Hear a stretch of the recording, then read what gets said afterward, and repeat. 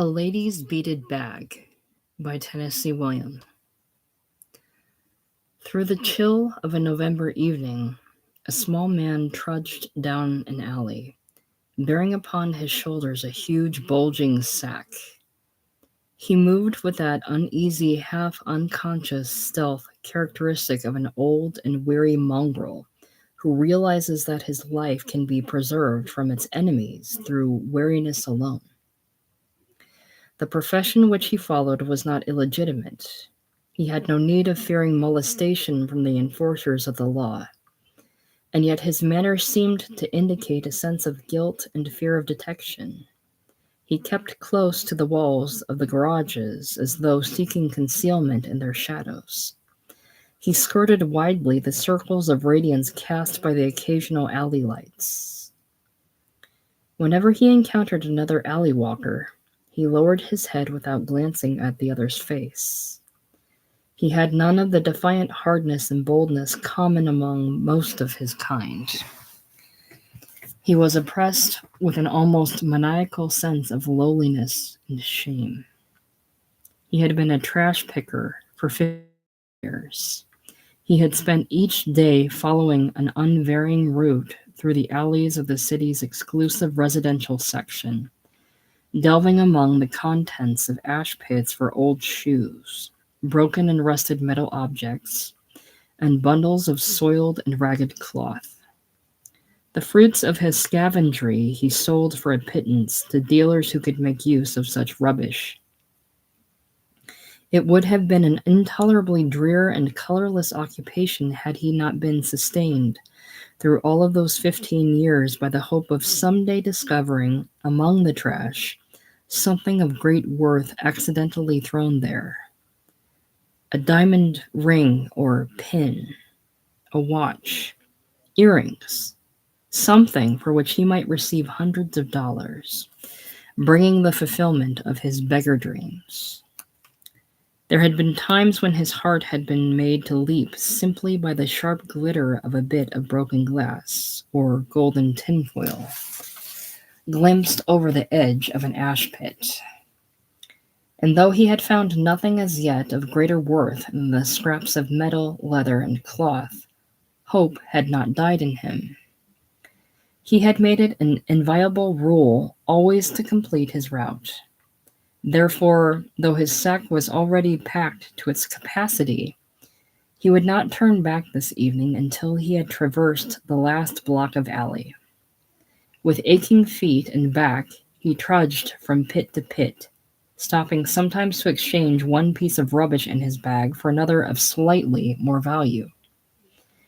He came at length to a pit whose contents were surmounted by a mauve-colored milliner's box, filled with a bundle of wrapping paper. He was prompted by some impulse to pull the box to the edge of the pit to look at it more closely. The sound of something heavy sliding beneath the bundled paper caught his attention. Removing the paper, he peered sharply into the interior of the box. He saw there one of those things for which he had been searching 15 years. It was a lady's beaded bag. For a moment, greed was stronger than caution. With trembling fingers, he seized the bag and started to lift it from its covert. But at that moment, a door slammed, and he quickly lifted the heel of an old shoe and pretended to examine it, while his heart hammered at his breast and his head swam with excitement. A lady's beaded bag. The door slammed once more. He dropped the old heel, crouched closer against the pit. He reached once more into the interior of the box and found the beaded bag. He drew his fingers over its soft, cool surface with the lightness of a cautious Don Juan caressing a woman of whom he is not sure. Once more he scanned the vista of backyards before him to assure himself that he was unobserved.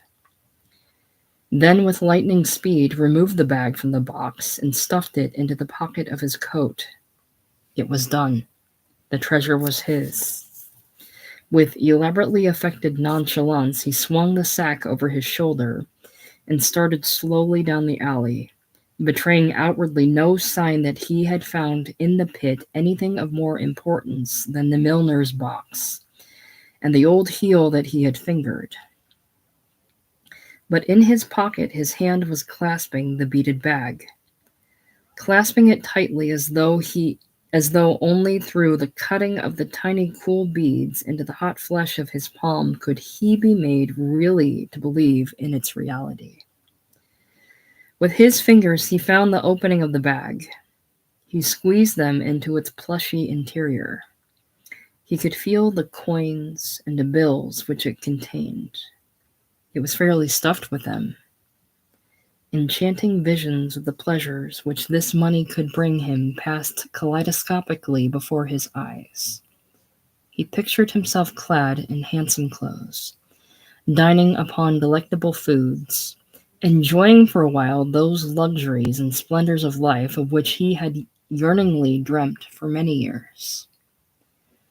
Before reaching the end of the alley, he glanced once more behind him, and in the instant of that glance, all of his rapturous dreams were shattered. Standing beside the ash pit in which the bag had lain was a tall young man in the garb of a chauffeur. Their eyes met, and though the regard of the young chauffeur was perfectly casual, it brought panic to the trash picker. He fancied that he could read in that regard a cold and stern accusation. The loss of the bag, he decided, must have been discovered. It had been traced to the ash pit. The chauffeur had been sent by his to retrieve it. In all probability, he knew that it had been taken by the trash picker.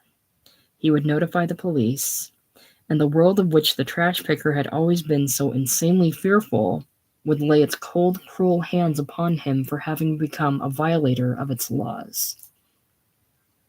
The thought of that made him sick with terror, frantic as a small animal caught in a trap.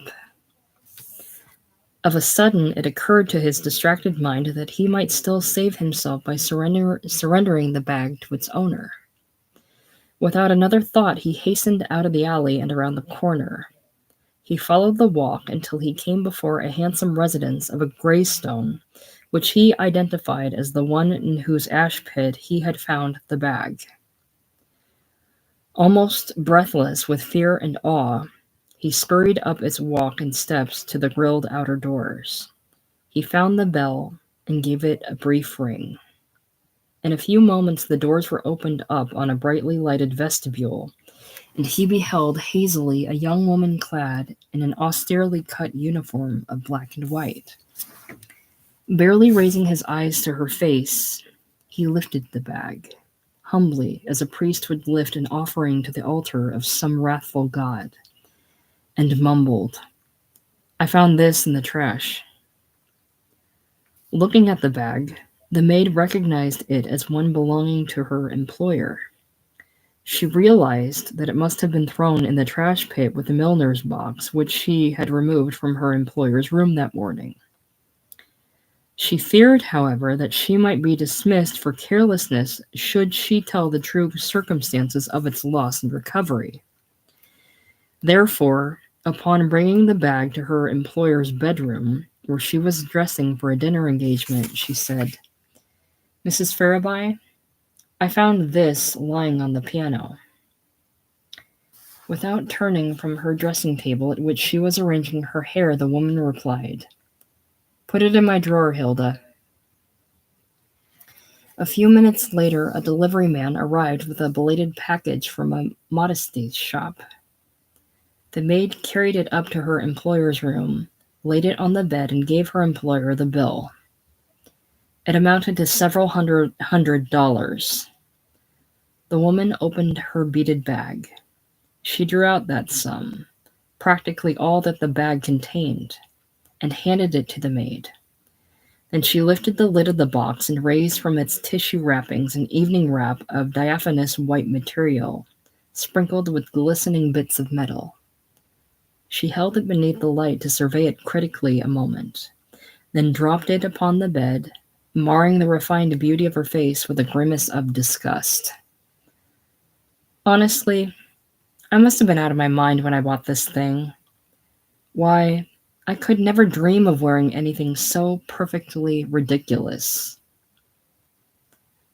Turning back to the mirror and beginning once more to smooth the golden coils of her hair, her momentary annoyance passed, and her face quickly resumed its former expression of smiling self-satisfaction. Published 1930.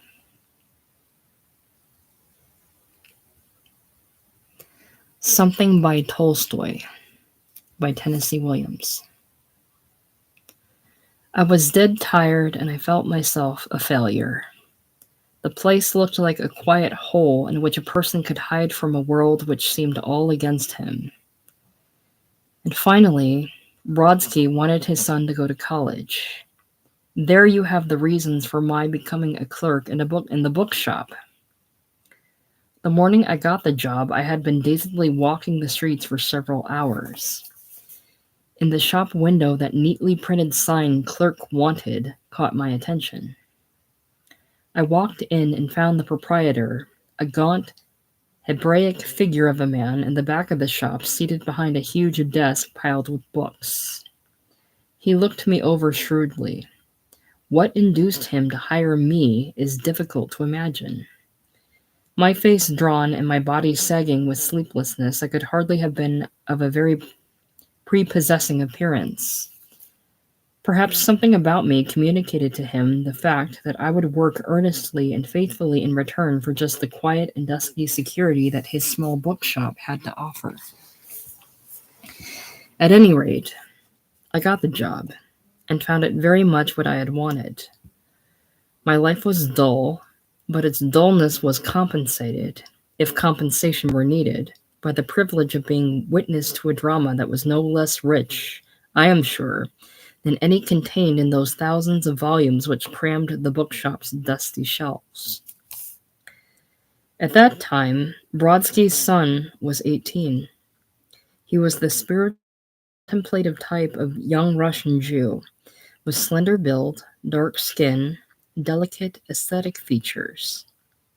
I never got to know him. No one could, for he was as reticent as a small wild animal, the sort of person it is utterly impossible to come within any companionable distance of. This story is about him.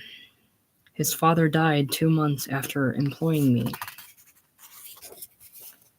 Young Brodsky was terribly in love, and the girl was a Gentile.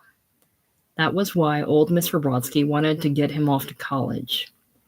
Like most other Jews of his generation, he desperately opposed the marriage of his son with a Gentile, and it looked as though the two, if left alone, would inevitably drift into marriage. The boy was with her all the time. He was never with anyone else. They had grown up together, played all their childhood upon the same back fire escape, grown into each other, you might say. They weren't at all alike. There was, of course, the ordinary racial difference, the difference of Gallic blood from Hebrew blood, which is almost like the difference of the sun from the moon. But there was more than that. There was a complete antithesis of temperaments. He was, as I have said, timid and spiritual and contemplative. She was something of a hoyden, full of animal spirits, life, and enthusiasm. In spite of that, they had loved each other tremendously since childhood. He had been lonely, I guess, and she had been uncared for. When I first saw her, she was a lovely-looking girl. Her body seemed a perfect expression of her spirit. It emanated brightness and warmth, but the loveliest thing about her was her voice. Often in the evenings she sang to him, and with such compelling charm that I could never help listening, whatever my occupation or thoughts. Shortly after, I had replaced young Brodsky as his father's clerk, and the boy had been sent off to college. The old man fell ill. Mrs. Brodsky sent very quickly for her son, but before he had time to return, the branched candles were lighted, and the death chants were being sung in the family rooms above the shop. Mrs. Brodsky's will was not as strong as her husband's had been. The boy refused to go back to college, and in less than a month, he and the girl were married and were living together in the upstairs rooms. Then began the tragic drama to which, for 15 years, I was a spectator. The conflict between their temperaments was immediately as obvious as their devotion to each other had been. She had never had anything. It was probable that during her childhood she had often been in want of adequate food and clothing. She should have been satisfied enough, one would think, with her position as the wife of the owner of a fairly prosperous bookshop. But she was an inordinately energetic and ambitious little thing. She wanted more, much more, than the modest bookshop could give.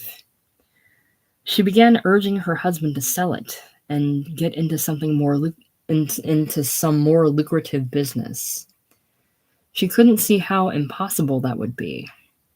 Long as she had known him, she couldn't see that such a dreamy fellow as he could fit nowhere better than in a bookshop. He saw it plainly enough, however. Change was something that he dreaded. He loved the dusky security of that little shop. Loved it as passionately as I had loved it. That was why, although we were not companionable, we had come to feel for each other a strong sympathy. We had the same abhorrence of those noisy streets that lay outside the bookshop door. She kept after him relentlessly, gave him no peace, concentrated all of her immense energy in the struggle with him. But the boy found in his race heritage the strength to stand against her. And this is what happened after nearly a year. She met a vaudeville agent somehow. He discovered the loveliness of her voice and told her the possibilities it might have in the theatrical business. Told her a lot of things, I suppose, and at last bewitched her so completely with expectations that she determined to leave her husband. I don't suppose I've made clear enough the way that the young fellow loved his wife. It was more than the usual uxoriousness of the Jew. His love for her was the core of his life. There is a great danger to such a love. When the loved one is lost, the life is lost. It crumbles to pieces. That is what happened to the life of young Brodsky when his wife went away with the vaudeville company. I should describe to you the way she left him. One morning, after having talked, I suppose, with the vaudeville agent, she dashed into the shop and called to her husband, who was unpacking a new shipment of books. She had a wild, hysterical note in her voice, and she held one hand against her throat as though somebody had been choking her.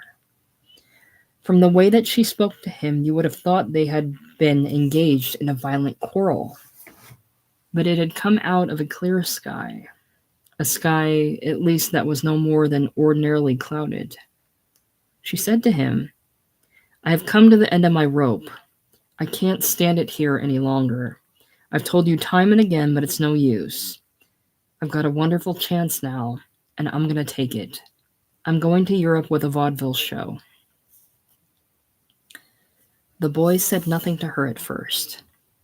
He looked as though he had had all the life knocked out of him. He stared uncomprehendingly after her as she rushed up the stairs to their living rooms. Oddly, I recall that he was holding in his hands a red-bound book of which we sold several hundred copies that season, flippantly titled Idiots in Love, and that, despite the real tragedy of the situation, I could hardly prevent a smile at the grotesque pertinence of that title to the dazed, helpless look on his face. When she came down again, he seemed to have come at last to understand what was happening.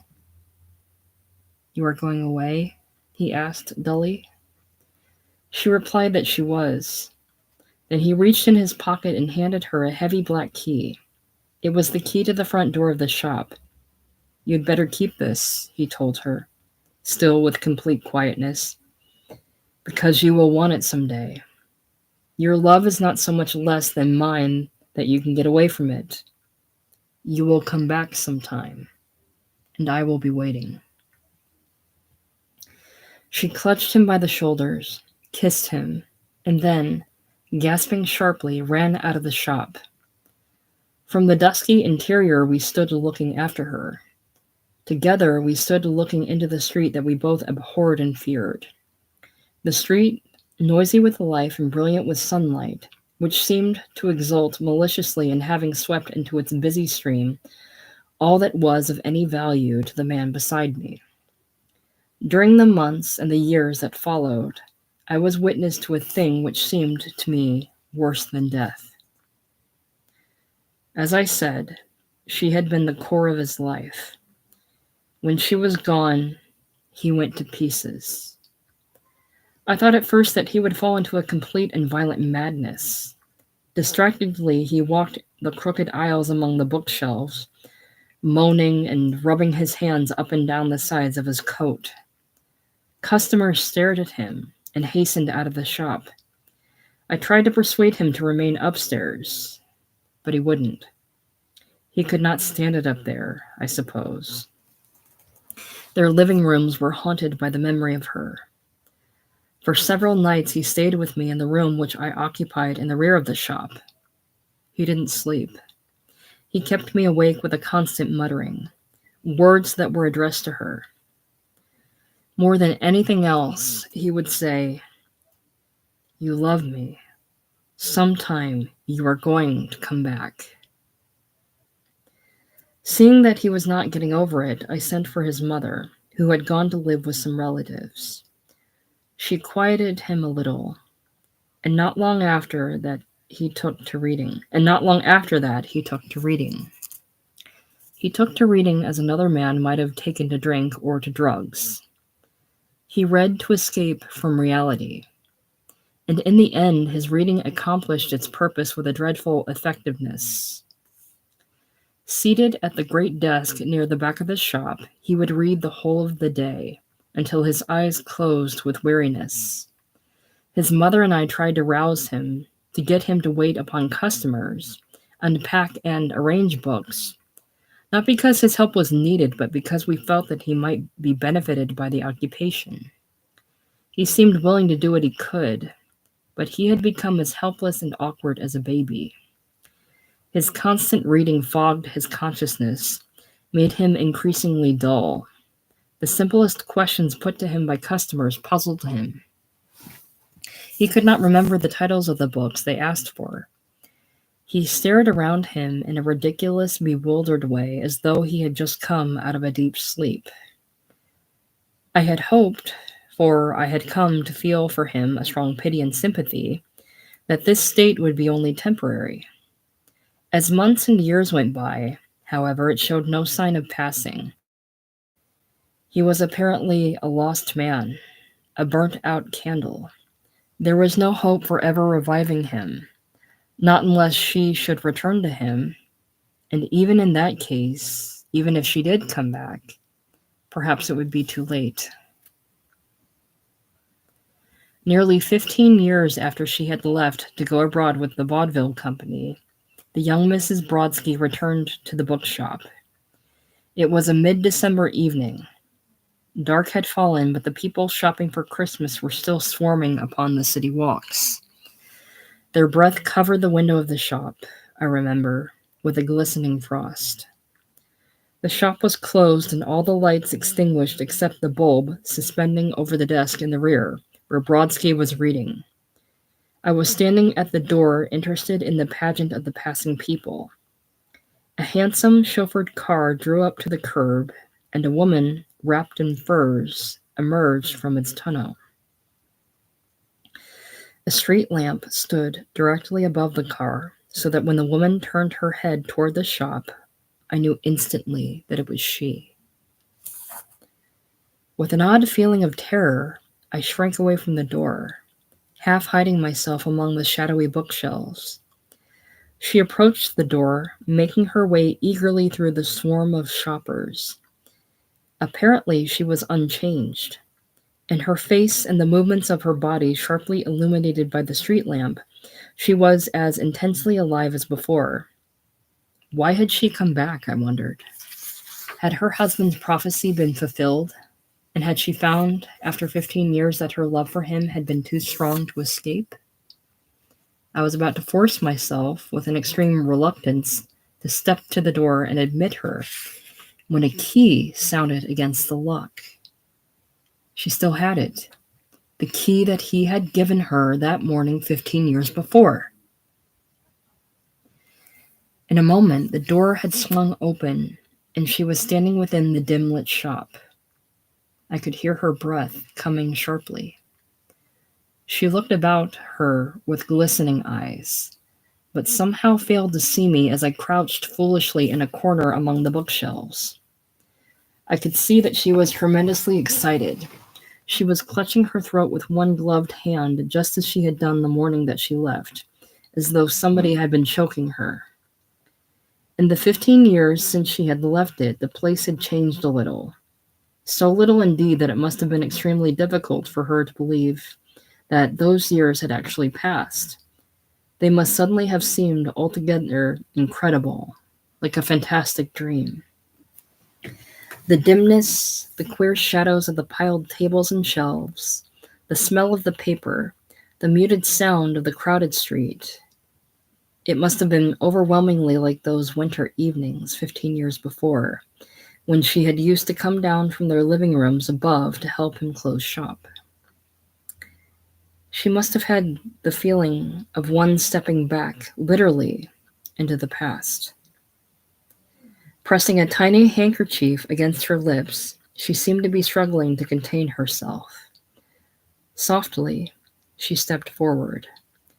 She must have seen then that he was seated at the desk. Only the top of his head was visible. The rest was concealed by a large book. His hair, thick and blue-black and uncombed, glistened brightly beneath the electric bulb. It occurred to me with quickening horror that she would find him physically almost unchanged. In those 15 years he had not very perceptibly aged. He was too lifeless, it had seemed, to grow any older. I told myself that I must step forward and prepare her for what she must discover, but something prevented me altogether from stirring from my hiding place among the bookshelves. I watched her as she slowly advanced to the desk, and I seemed to feel the intensity of her emotion. It seemed to bore through me unendurably. I often wonder what she was thinking as she stood before the desk, looking down at the man whom she had loved passionately as her husband 15 years before. She might well have been puzzled by then at the strange absorption with which he read, his consciousness apparently unpenetrated by the sound of her entrance and her footsteps creaking noisily upon the ancient boards of the floor. Perhaps, however, she was too nearly filled with joy and the kind of terror to wonder about anything. In a sharp, trembling voice, she called his name. Jacob. With a jerk, he raised his head and stared in her direction with blinking, squinting eyes. Moments dragged by, excruciatingly slow, while I watched them staring at each other. I had expected her to cry out and fling herself upon him. That assuredly would have been the natural thing for her to do. But the dullness, the total unrecognition in his eyes must have restrained her. What could she have been thinking? Did she suppose that he was deliberately refusing to recognize her?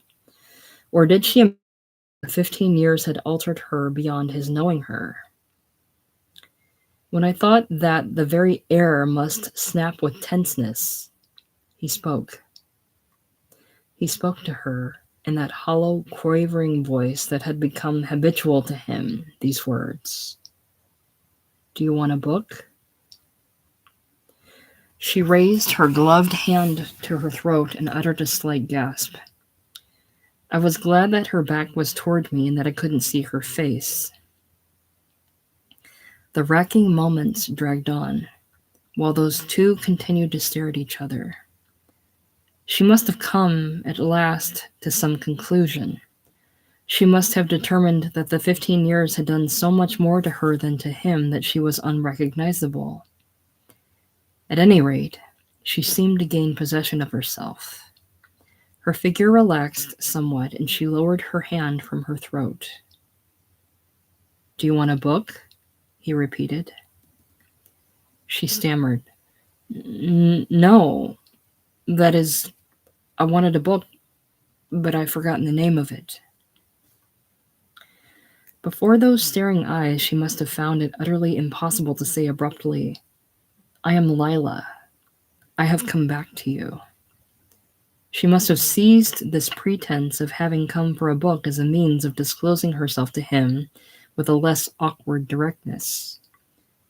Seating herself upon a stool, close in front of the desk, she said, "Let me tell you the story. Perhaps you have read it and can give me the name of it. It is about a boy and a girl who had been constant companions since their childhood. They wanted to be together always, but the boy was a Jew and the girl was a Gentile, and the boy's father was terribly opposed to his son marrying out of his own race. He sent the boy off to college, but a short time afterwards the father died, and the son returned and married the girl. They lived together in a few rooms over a small bookshop which had been left to the boy by his father. They would always have been exquisitely happy together, except for one thing. The shop provided little more than a living, and the girl was ambitious. She adored the boy, but her discontent grew on her, and she was continually urging her husband to enter some more profitable business. But the boy was very different from the girl. He loved her so much that he would do anything for her. But he was incapable, somehow, of giving up the shop that had belonged to his parents. You see, the boy was a dreaming, sentimental, strange sort of Jew, and the girl could never quite see things from his angle. Her people, who had died and left her with a widowed aunt, had been French. She had inherited from them great vigor, practicality, and love of the world.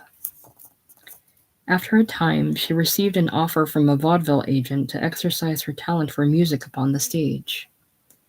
Blinded with the glittering prospect of a theatrical career, she decided to accept the proposition of the vaudeville agent. She returned to the bookshop and told her husband that she was going to leave him. He was too proud to make any effort to keep her, but he handed her a key to the shop and told her that she would be wanting it someday, and that he would always be waiting for her. That night, she sailed for England with the vaudeville show. Upon a stage in London, she had a huge success. She became a famous singer and traveled through all of the great countries of Europe. She lived a wild and glamorous life, and for long periods she did not think at all of the dreaming Jew who had been her devoted husband, nor of the small, dusty bookshop where they had lived together. But the key to that bookshop, which her husband had given her the night that she left him, remained with her. She couldn't force herself somehow to relinquish it. The key seemed to cling to her, almost with a will of its own. It was an odd-looking key, old-fashioned, heavy, and long and black. Her friends laughed at her for always carrying it with her, and she laughed with them. But gradually she came to discover her reason for keeping it. The glamour of the new things with which she had filled her life began to fade and to thin, like a fog, and she could see, shining through them, the real and lasting beauty of the things that she had left behind. The memory of her husband and of their life together in the small bookshop came to her mind more and more vividly and tauntingly. At last she knew that she wanted to go back. She wanted to let herself into the bookshop with the key she had been keeping for 15 years, and find her husband still waiting for her as he had promised he would. The woman had risen from the stool. Her body was trembling and she was grasping the desk for support. There are moments of stillness, stiflingly complete. When the woman spoke again, there was a note of terror in her voice. She must have begun to realize what had happened, what had become of the man who had been her husband. You remember it? You must remember it. The story of Lila and Jacob? She was searching his face desperately, but there was nothing in it but bewilderment. He said at last, "There is something familiar about this story. I think I have read it somewhere. It seems to me that it is something by Tolstoi." From my covert among the bookshelves, I heard a sharp metallic sound that must have been the key dropping upon the floor. And then I heard her stumbling among the jumble of tables and shelves. She must have been hurrying, with a blind frenzy, to get out of the place. I shut my eyes, not daring to see her face and the horror that it must contain, until the door had closed behind her. When I opened them, the man in the back of the room had covered his face again with a large book and resumed reading with his customary dreadful quietness. His wife had come back to him and gone away again, and all was so fantastically the same that I might have believed what had occurred a dream, if I had not seen, lying upon the floor, the heavy black key to the bookshop. 1930 to 1931, not previously published.